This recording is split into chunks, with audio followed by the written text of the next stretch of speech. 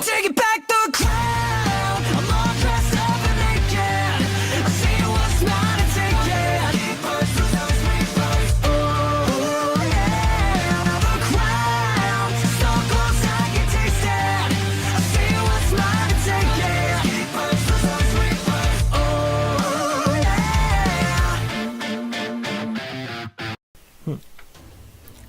Yo, what is going on, guys? It's me, the Ninja Reviewer here. Welcome to my review of the one and only Monkey D. One Piece. What?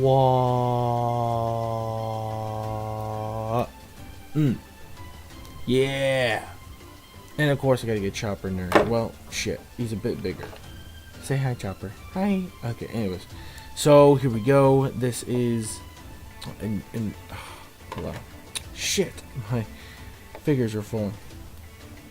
Sorry, my sorry, my pop figures were full. But anyways, here we go. One Piece episode 785 review. Honestly, I gotta say this episode was much better paced compared to the other episodes that we had. And we already have finally arrived on Whole Cake Island. The epicness is about to start. Before I get to that, though, let's just get on to the actual episode itself.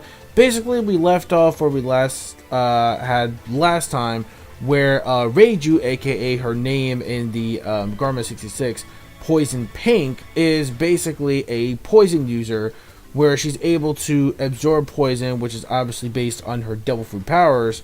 And what it is basically she sees the opportunity to help Luffy because they're like, oh, maybe you have some kind of like herbs or some kind of medication or some kind of remedy for the poison of the fish.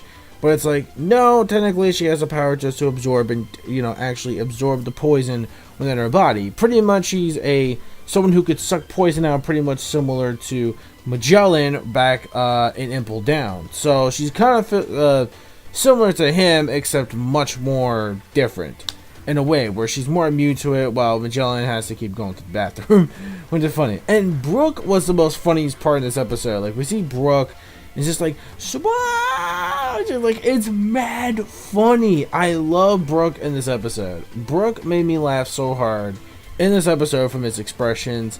The voice actor, man, does a fantastic job as Brooke. I don't think there could have been anyone better to find someone suitable for Brooke, man. He is a genius. I love it. I love it. I love it. I love it. So when it comes to that part was actually pretty funny. We see REIJU just having those lips, man. The lips. And when I saw those lips, I couldn't resist. I was just like, yeah, pretty much. Even though I'm married, I'm just saying when it comes to fantasy world, mind you, REIJU is top girl. Not #1 favorite, but she's definitely around my top 5 because, ooh wee, man, holy Jesus, yo, oh my God. So let us move on to the actual rest of the episode. So basically, we see that, well, she actually did that as a favor. She pretty much explained that we gotta go. We haven't really seen Sanji. We might have missed him along the way. And Luffy's like, look, it doesn't really. She goes, look, as long as I'm not doing anything to interfere with the wedding and stuff, then that's fine. That's pretty much our duty anyway. It's just to make sure everything goes according to the plan. How the wedding just turns out to be fine. But of course, Luffy's like, no, I want my friend back. It doesn't matter. Look, if you find him, just let me know. Give me a holler or something because I want to get Sanji back. And they're like, well, not sure if we could do that, but you know, we'll see what happens. So basically, we see that REIJU and Yanji are like finally leaving. And I like how Yanji at the end is basically looking at Nami's wanted poster about how like sexy she is. And basically, now it turns out that we have now we got some of the Touch ships that are basically there on port. And what happens is that when they're arriving on the island, Peckham's told the rest of the Straw Hats to hide since they're not really in disguise. And basically, when it comes to the ship, when it comes to them, it turns out that he's trying to say like, oh, you know, this ship right here, I actually just hijacked it from the Straw Hat Pirates, and basically everything's taken care of there. and just don't tell mom about it. It's a big surprise leading up to everything with the wedding, and they're like, okay, cool, no problem. So everything was all right there. But of course, Luffy and Chopper, they're stupid. They follow off a long way. They're already on shore because everything is made out of sweets, and obviously they haven't eaten within days. So even though I wouldn't recommend sweets as the answer, but it is what it is. So when it comes to that, we see that they're gorged on the sweets and everything. That's going to be happening, of course, previously in the next episode. And it looks like we are going to be meeting Pudding for the first time in next week's episode. But before I get to that, though, apparently Peckham's actually explains, which is really important, that there are a whole bunch of different indigos when it comes to the land of Whole Cake Island. There's 48 different plateaus or indigos that are surrounding everywhere, and each one of them has their own territory. It kind of reminds me of like Dressrosa, how like Dressrosa had these certain islands that were like all connected to one place. That's pretty much the way I see it. Like all these different islands are still connected to the one same area in the New World, which is Dressrosa.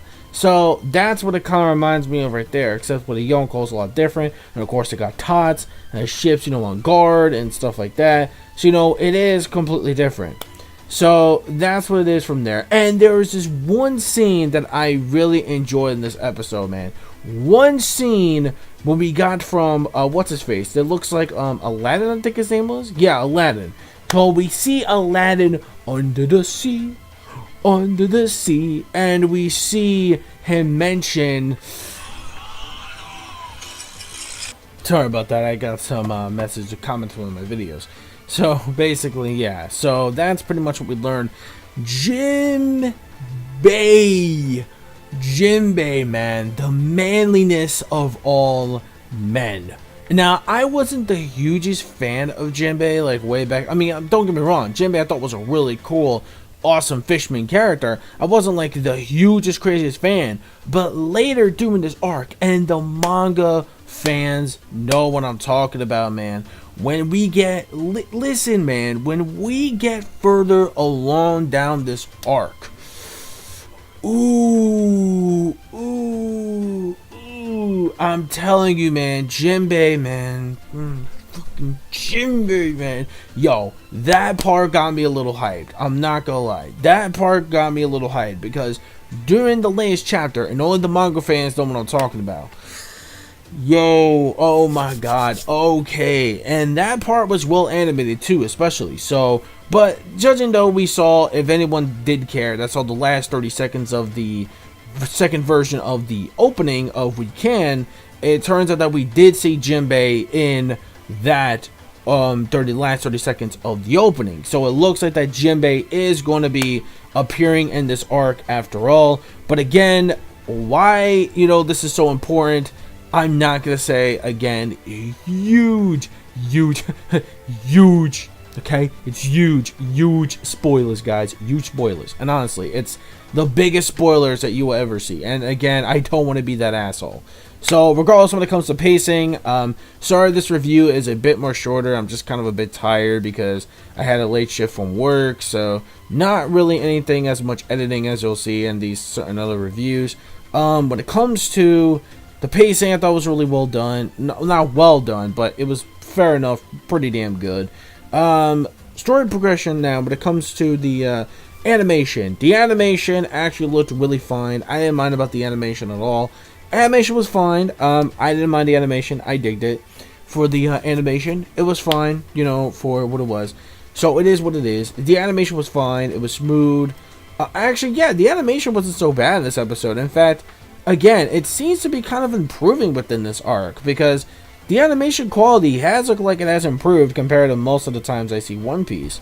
So it kind of looks like when it comes to these big arcs, it turns out the animation budget's going to go up.